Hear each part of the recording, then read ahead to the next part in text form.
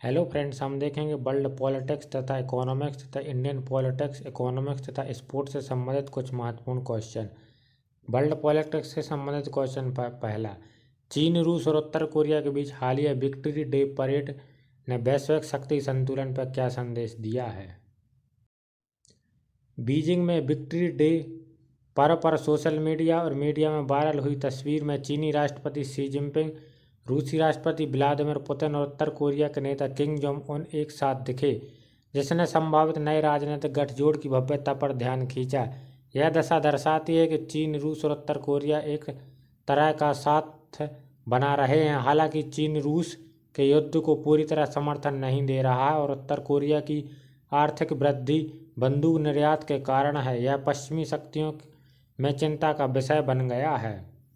Question second, Poland के नए राष्ट्रपति का ट्रंप से मिलने और अमेरिका पोलैंड संबंध में फोर्टिलाइजिंग क्या मायने रखता है।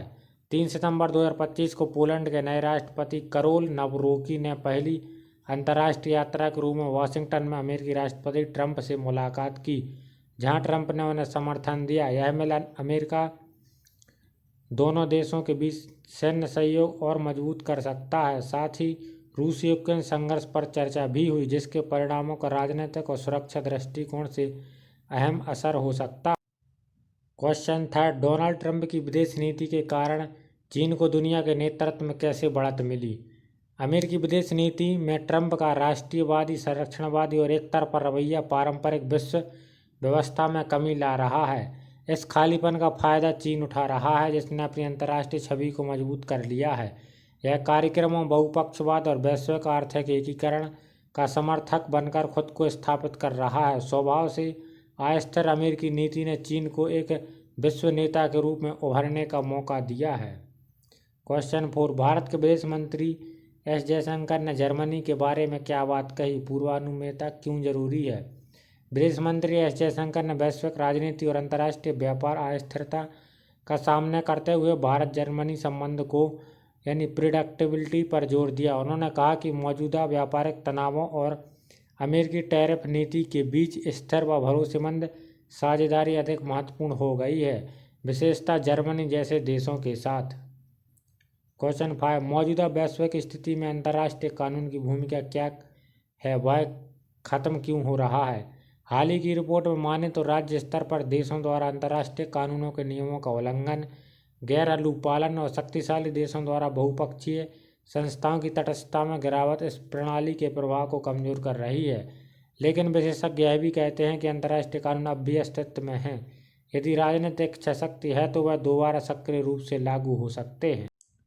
वर्ल्ड इकोनॉमी से संबंधित क्वेश्चन पहला, बॉन्ड यील्ड में अचानक वृद्धि और सोने की रिकॉर्ड ऊंचाई, इसके क्या कारण और क्या प्रभाव हैं। आज विश्व भर में दीर्घकालिक सरकारी बॉन्ड यील्ड में तेजी आई, यानी जापान में 30 साल की बॉन्ड यील्ड 3.28% तक पहुंच गई, जो ऐतिहासिक उच्च स्तर है।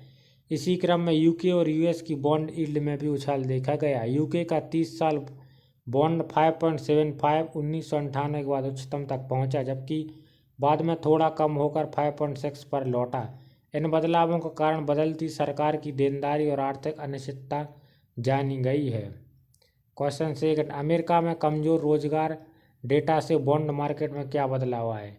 जॉब ओपनिंग्स यानी जॉब्स रिपोर्ट में अमेरिका के जुलाई माह के लिए नौकरी के अवसर 7.18 मिलियन पर आ गए हैं, जो जून में 7.44 मिलियन से कम थे और पूर्वानुमान 7.38 मिलियन से भी नीचे। इस डेटा के परिणामस्वरूप 30 साल की अमेरिकी बॉन्ड यील्ड गिरकर 4.9% पर आ गई है। इसके साथ जापान, यूके समेत अन्य देशों के बॉन्ड यील्ड में भी गिरावट दर्ज की गई। यह एक संकेत मिलता है कि फेडरल रिजर्व ब्याज दरों में कटौती कर सकता है। बाजार अब 2026 तक कुल 5 दर कटौती की उम्मीद करने लगा है।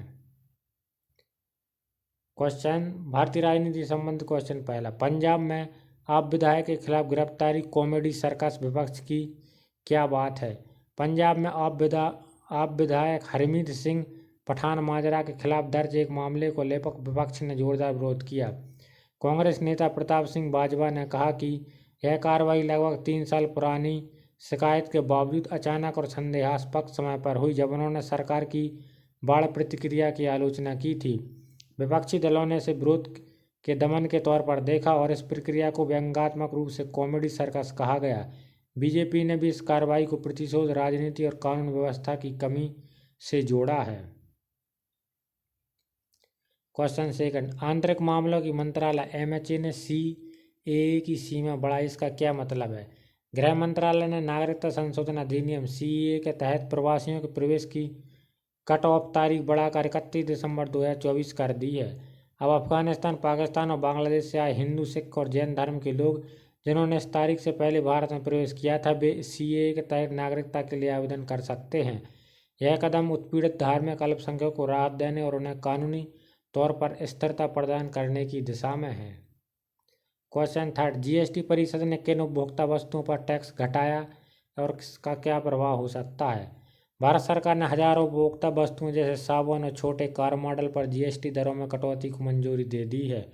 यह फैसला घरेलू मांग को बढ़ावा देने के लिए लिया गया है। नई दरें 22 सितंबर 2025 से प्रभाव में आएंगी। पश्चिम बंगाल की मंत्री चंद्रिका भट्टाचार्य के अनुसार इससे अनुमानित रूप से 47,700 करोड़ का राजस्व नुकसान होगा। यह कदम वैश्विक आर्थिक चुनौतियों और अमेरिकी टैरिफ दबाव की पृष्ठभूमि में लिया गया है। इंडियन इकोनॉमी से संबंधित क्वेश्चन पहला, जीएसटी में किस प्रकार बदलाव हुए और यह आम जनता के लिए कैसे लाभदायक है? भारतीय में वस्तु और सेवा यानी जीएसटी व्यवस्था में बड़ा बदलाव किया गया। जीएसटी काउंसिल ने 4 कर श्रेणी 5, 12, 18 और 28% को केवल 2 में समेकित कर दिया गया है, जो 5 और 18। साथ ही लग्जरी और पॉप वस्तुओं के लिए 40% कर प्रस्तावित किया गया।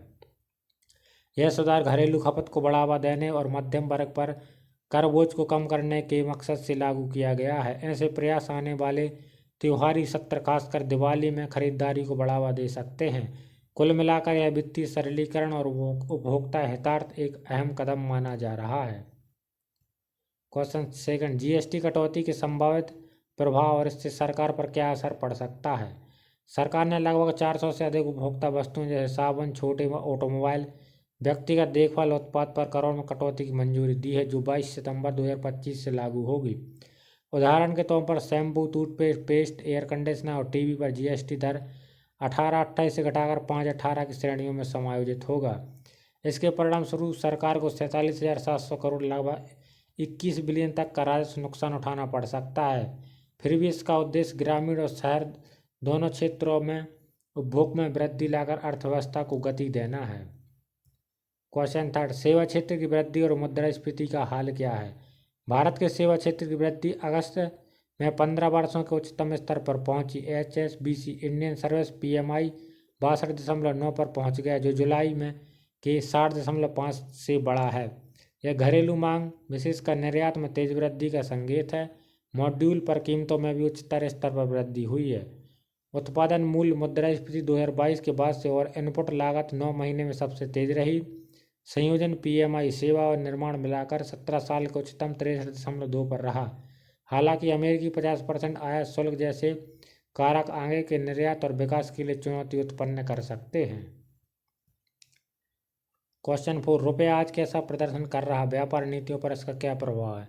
भारतीय रुपया आज थोड़ी मजबूती के साथ खुलने की संभावना है। एक महीने का NDP संकेत देता है कि यह 88.04 से 88.08 प्रति अमेरिकी डॉलर के दायरे में रहेगा, जबकि पूर्व सत्र में यह 88.1550 था। यह सुधार विदेशी बैंक फ्लो और अमेरिकी भारतीय व्यापार समझौते की संभावना, विशेष रूप से अमेरिकी राष्ट्रपति ट्रंप के भारत की टैरिफ में कमी संबंधी बयान की वजह से आया। इस बीच वैश्विक बाजारों में यूरोपीय बॉन्ड यील्ड बढ़ने और निवेशकों की चिंता के कारण अन्य एशियाई मुद्राएं कमजोर रही हैं।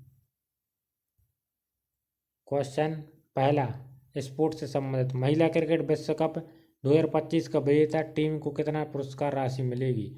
अंतर्राष्ट्रीय क्रिकेट परिषद ने 2025 महिला क्रिकेट विश्व कप के विजेताओं के लिए सर्वाधिक पुरस्कार राशि घोषित की है।